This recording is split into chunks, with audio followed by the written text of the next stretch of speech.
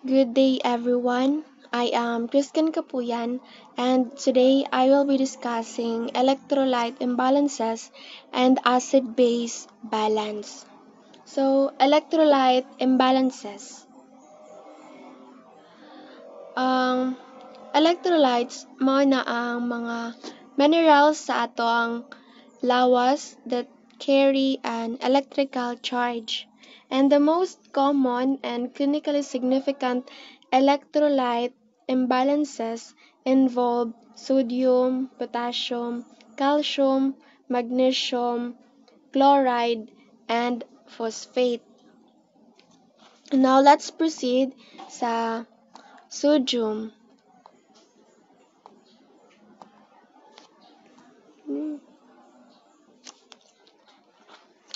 Sodium, the most abundant cation in the extracellular fluid, not only moves into and out of the body but also moves in careful balance among the three three fluid compartments.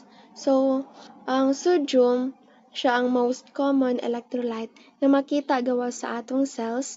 It helps control water balance, nerve signals, and muscle movement. Present po ni siya sa body fluids like saliva. Then, pag ang sodium levels become too low or too high, it it leads to problems in the body, hilabi na sa brain. Naay two types of sodium imbalance. First is hyponatremia. Hyponatremia or low sodium. This happens pag ang blood sodium level drops below 135 milliequivalents per liter. Pag ang sodium is baba kayo, ang tubig kay mo enter sa cells and causes them to swell, especially brain cells. Next kay ang hypernatremia or high sodium. This means sodium is above 145 milliequivalents per liter and kasagaran kay tungod siya sa dehydration, fever, or loss of fluids without proper replacement. Sa hypernatremia, ang tubig muhawa sa cells, causing them to shrink nga maka-affect pod sa brain. Now let's go to the potassium. Ang potassium, bisan pag makita siya in small amounts gawa sa atong cells, it plays a big role in muscle function, nerve signals, and especially heart activity. Nadya po siya two types of imbalances. First kay ang hypokalemia or low potassium. Mahitabo ni siya pag ang blood potassium level drops below 3.5 milliequivalents per liter. Pag ang drop is slow, ang body kay mag-adjust. Pero if it drops quickly or falls below 3, symptoms can get worse. Next is hyperkalemia or high potassium. Kanina pod is mahitabo siya pag ang potassium goes above 5.0 milliequivalent per liter. Dili ni kasagaran mahitabo sa mga tawo nga normal ang kidney, pero mas delikado ni kaysa ubos nga potassium kay possible ni maka-cause og cardiac arrest. Next is calcium. Calcium is known mostly for keeping our bones and teeth strong. And importante sad ni sa muscle contraction, nerve function, and blood clotting. Then, hypocalcemia, calcium deficit or low calcium, mahitabo ni siya pag ang calcium levels mubaba ubos sa 8.5 milligram per deciliter. To test for hypocalcemia, we can look for two classic signs. First is ang Chauveau-Stich sign. Mahitabo ni kung mag-twitch or muuyog ang naong after tapikon, and ang Trousseau sign kay mag-spasm ang kamot during sa blood pressure test. Kasagaran mahitabo siya after neck surgery, parehas anang thyroid removal, or and people with low magnesium or alcoholism. So, next is hypercalcemia. Hypercalcemia, a calcium excess or high calcium, above 10.5 mg per deciliter.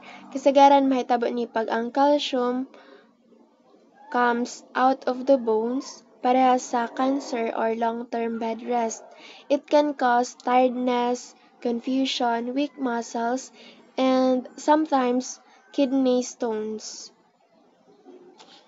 Next is magnesium. Magnesium imbalances are relatively common in hospitalized clients, although they may be unrecognized. Makatabang na siya with muscle and nerve function and mag-support sa healthy heart o immune system. Imbalances in magnesium are common, hilabi na sa katangayan, hospitalized patients, but they are often missed. Nasya dyapoy duha, hypomagnesemia o hypermagnesemia. Duha ka imbalances. First, ang hypomagnesemia, magnesium deficiency or low magnesium. This means magnesium is below 1.5 milliequivalents per liter. It happens more often than high magnesium. The most common cause is chronic alcoholism. Now, let's go to hypermagnesemia, magnesium excess or too much magnesium. This is when magnesium goes above 2.5 milliequivalents per liter. Kasagaran mahitabo siya from too much magnesium supplements or when the kidneys don't excrete it properly. Kani nga condition is often caused by medical treatment, especially in people with kidney problems. Next is chloride. Chloride works closely with sodium para ma-maintain ang fluid o acid-base balance. So, pag ang sodium is imbalance, maupod ang chloride. Nasya yung duha ka imbalances kay hypochloremia o hyperchloremia. Hypochloremia, a chloride deficit or low chloride below 95 milliequivalents per liter. This usually happens from excessive loss of fluids like through vomiting, sweating, or kidney issues. Mag-lead ni siya to alkalosis and symptoms like muscle twitching, tremors, or tetany. On the other hand, hyperchloremia means high chloride or a chloride excess above 108 milliequivalents per liter. Kaya na po siya is mag-result from too much salt intake or conditions that cause high sodium. Next, let's move to phosphate imbalance. Phosphate is makita sa atong cells and blood and importante for energy and bone health. Hypophosphatemia, phosphate deficit means low phosphate, below 2.5 milligram per deciliter. Mahitabo ni siya during alcohol withdrawal, acid-base problems, or when taking antacids that bind phosphate. Hyperphosphatemia means too much phosphate above 4.5 milligram per deciliter. Kasagaran mahitabo in kidney failure after tissue injury or from taking too much phosphate in food or laxatives. Now let's proceed to the acid-base imbalances. Acid-base imbalance happens pag ang body's pH level goes outside the normal range nga 7.35 to 7.45. The body needs to keep this balance para mo function properly, especially ang heart, lungs, o brain.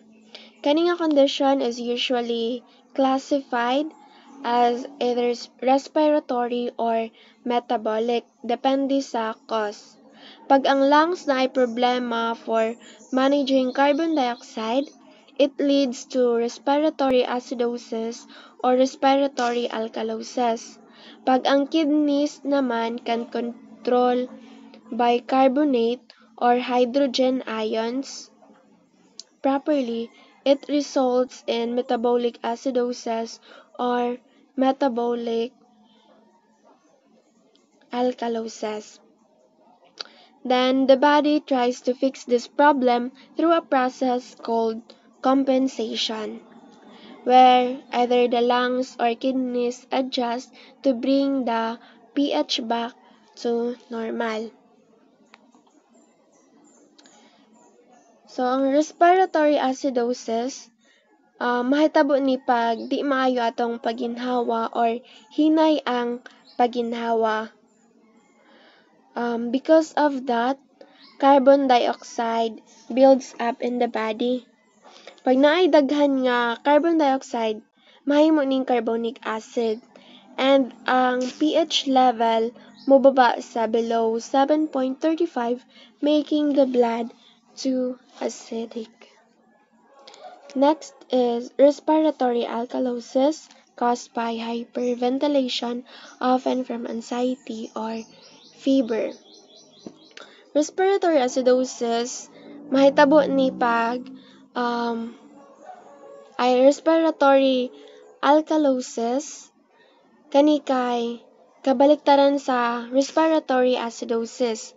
Mahitabo ni pag nagaginhawa tag paspas kaayo or hyperventilating that makes the body lose too much carbon dioxide. With less carbon dioxide, carbonic acid drops and ang pH kay mutaas level sa 7.45, making the blood too alkaline. Examples anya kay kanang panic attacks, anxiety, fever, or respiratory infections. Then ang example sa respiratory acidosis kay ng mga tao nga na ay asthma or those who had a drug overdose that slows down breathing. Next kay ang metabolic acidosis. Mahitabo ni pag ang lawas na ay daghan kayang acid or gamay kaayo nga bicarbonate. Examples ani niya kay kana kidney failure, diabetic, ketoacidosis, or even starvation. Pag mahitabo ni, the body responds fast and the brain tells the lungs to breathe faster and deeper to remove more carbon dioxide and help raise the pH back to normal. Next is metabolic alkalosis caused by excess bicarbonate, often from vomiting or antacid use. Ang kani namang metabolic alkalosis kay mahitabo ni pag ang lawas na ay daghang bicarbonate or loses too much acid. Examples, yung mga examples kay kanang taking too many antacids or vomiting a lot, which removes hydrochloric acid from the stomach.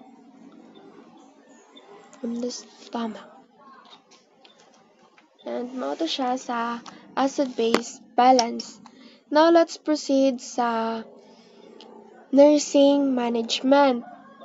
First is ang nursing history. Sa nursing history, diri nurses ask about the patient's health problems like diabetes or lung disease and any medications they take that might affect their fluid or electrolyte levels. Mangutana pod sila about food and fluid intake, urination, and any symptoms nga ilang ginapangbati.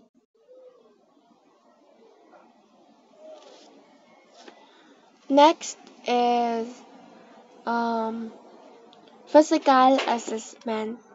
Assess skin, oral cavity, and mucous membranes, eyes, cardiovascular and respiratory systems, and urologic and muscular status. Diri sa physical assessment, kay gina-check ang patient's skin, mouth, eyes, heart, lungs, and how alert and strong they are.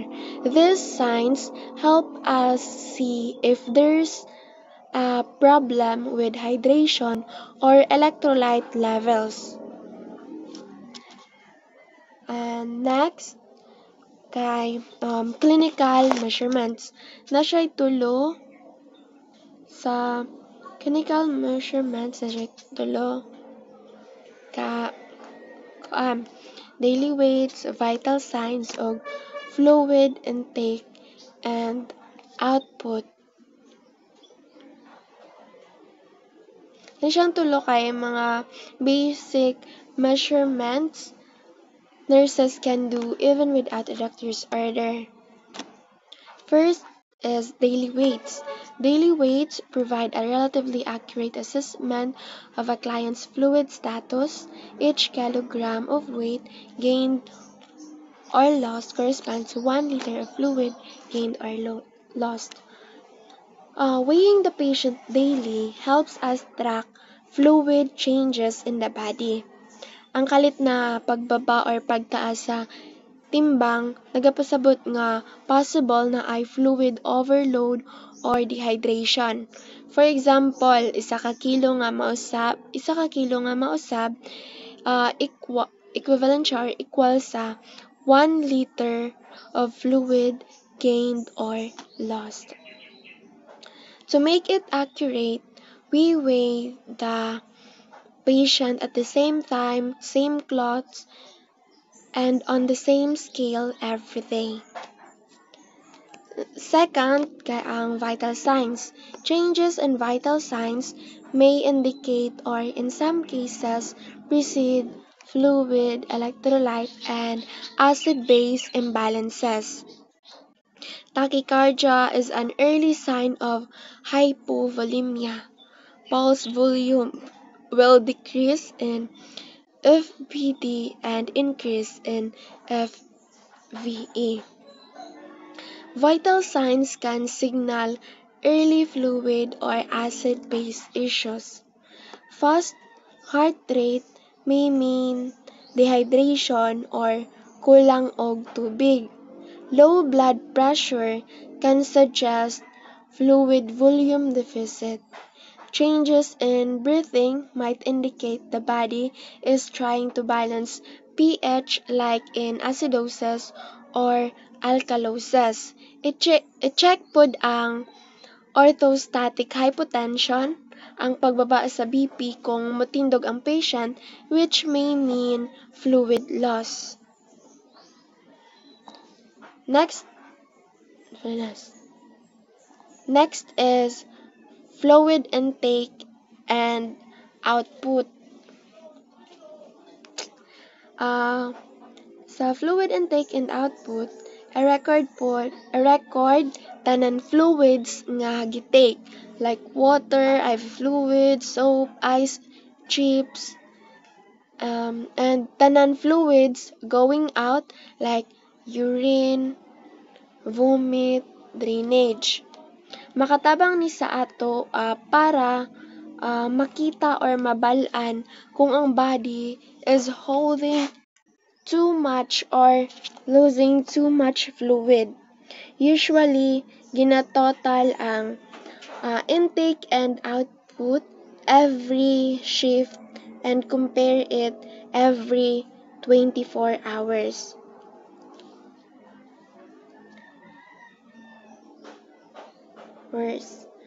Then, to measure fluid intake, each item of fluid consumed or administered is recorded specifying the time and type of fluid.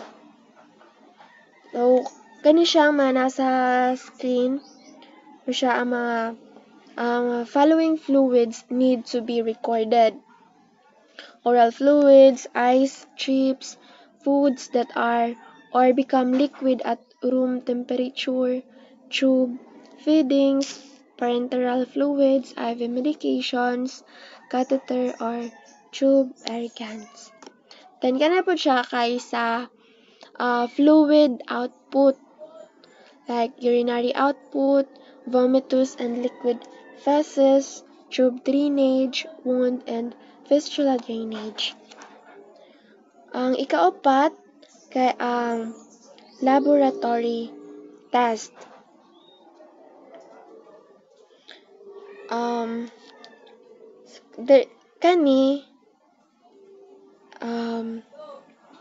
Review lab test results.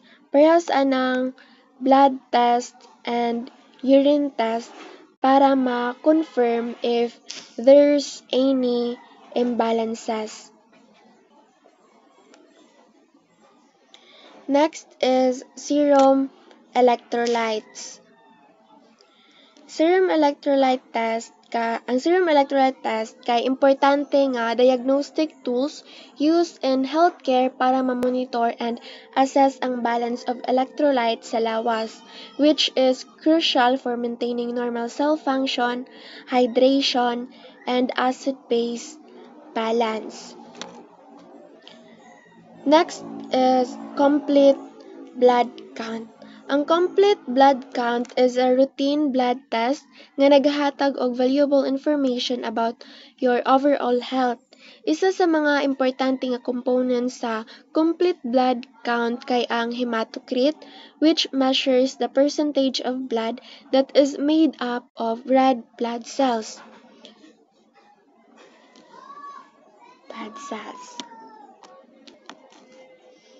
Ang normal values for hematocrit sa lalaki 40% to 54%. Then sa babae 37% to 47%. Wala na ako siya na include sa PPT. Next is osmolality. Osmolality is a test that measures how concentrated a fluid is, either in the blood or in the urine. Makatabang ni siya, i-assess ang body's fluid balance and shows whether the body has too little or too much water. Naay duha ka osmolality, serum osmolality, measures how concentrated your blood is with certain particles. This includes sodium, glucose, and urea, also known as bond. Ang normal range for serum osmolality is 280 to 300 milliosmoles per kilogram. Then, if the serum osmolality is high, it means the blood is too concentrated. Mahitabo ni siya pag dehydrated ka or naa ka fluid volume deficit. If it's low, the blood is too diluted. This can mean you naa kay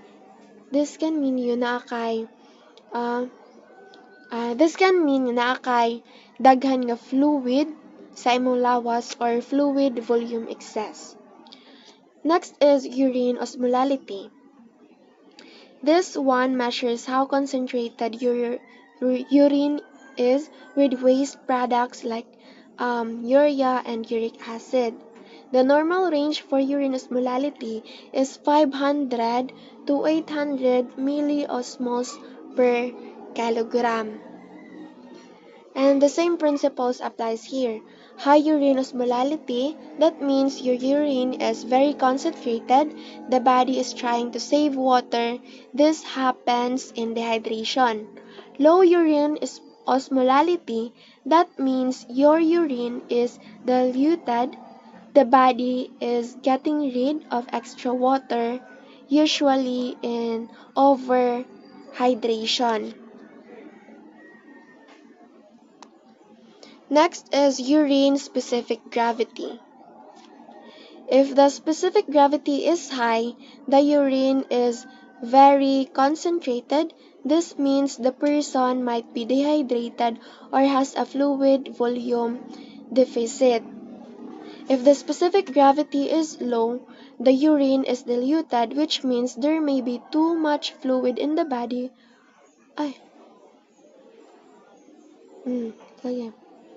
Says. So again, just like osmolality, high specific gravity, dehydration. Low specific gravity equals overhydration. Gets? Next is urine pH. Urine pH tells us how acidic or alkaline the urine is. We can measure it in two ways, through laboratory testing or more commonly by using a urine dipstick on a fresh urine sample. Ang normal urine pH is about 6.0, slightly acidic, but it can range from 4.6 to 8.0 depending on the body's condition. This test is important because the kidneys help regulate the body's acid-base balance. Pag ang body is in an imbalance, the kidneys respond by adjusting the urine pH. Next is arterial blood gases.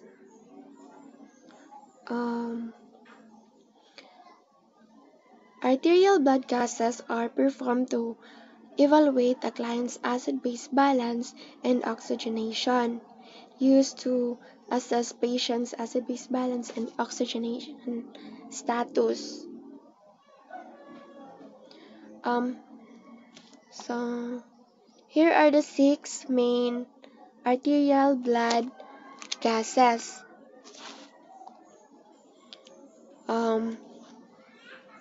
pH measures the acidity or alkalinity of blood. Iyang normal pH is 7.35 to 7.45.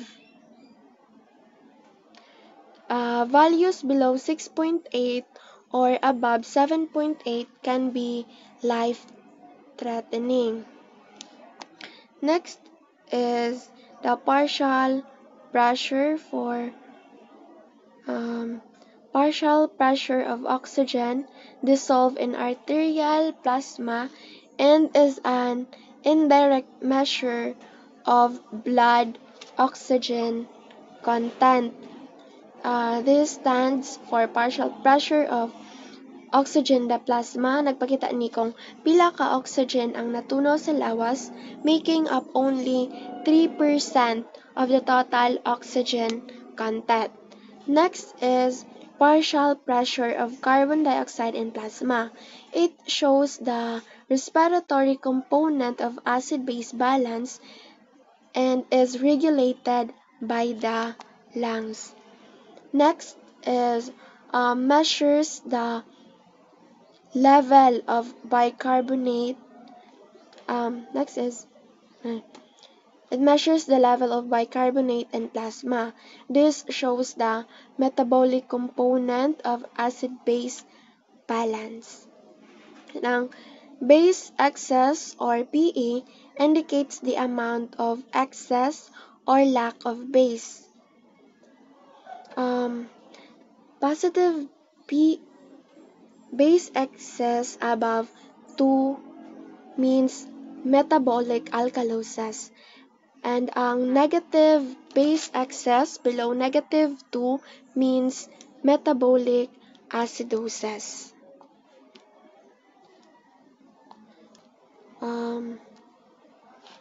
Lastly, oxygen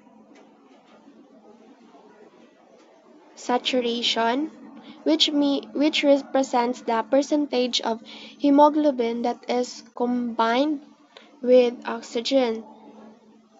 This makes up about 97% of the oxygen carried in the blood. And that's all for electrolyte imbalances and acid-base balance. And that's all. Thank you.